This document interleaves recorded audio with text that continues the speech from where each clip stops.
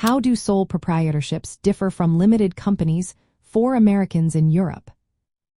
Imagine starting a business abroad and wondering whether to keep it simple or go for more protection. That's what many Americans face when they decide how to set up their business in Europe. Today, we're going to look at the main differences between sole proprietorships and limited companies, so you can make the best choice for your goals. A sole proprietorship is the easiest way to start a business. It's owned and run by one person, and there's no legal separation between the owner and the business. This means that if your business owes money or gets sued, your personal assets like your house or savings are at risk. Setting up a sole proprietorship is usually quick and inexpensive. In many European countries, you can register as a sole trader or sole proprietor in just a few days, often with a small fee. For example, in France, registering as a sole trader can take around 1 to 3 days and cost less than €100. Limited companies are different.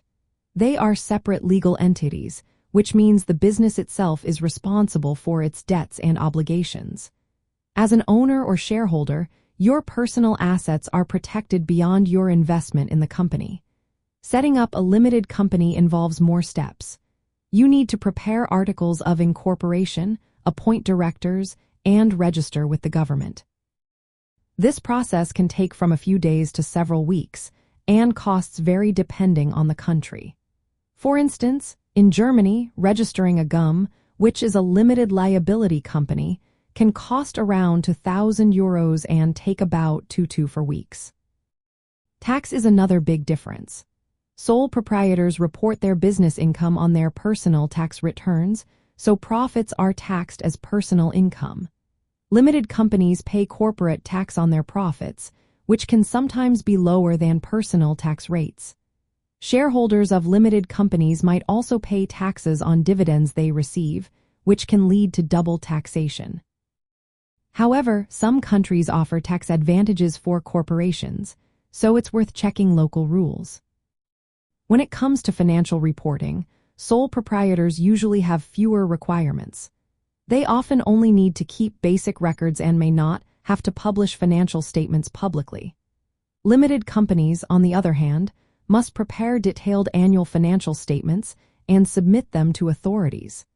This adds to the administrative work and costs but provides transparency and credibility. Ownership and management are also different. A sole proprietorship is owned and managed by one person, giving full control.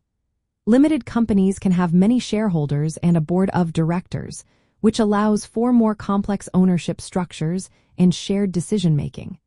This can be helpful if you plan to grow your business or bring in partners or investors. Finally, funding and growth are easier with a limited company. You can raise money by issuing shares to investors, which is harder for a sole proprietor. This can help your business expand more quickly if needed. For Americans living or working in Europe, choosing between these options depends on your business size, risk comfort, and future plans. A sole proprietorship might suit freelancers or small businesses wanting quick setup and low costs. A limited company offers better liability protection and growth potential but comes with more rules and expenses. Always check local laws and consider consulting legal or tax advisors to make sure you meet all registration and compliance requirements. In the end, understanding these differences helps you pick the right structure for your European business journey. Whether you want simplicity or protection, knowing your options makes your move smoother and more successful.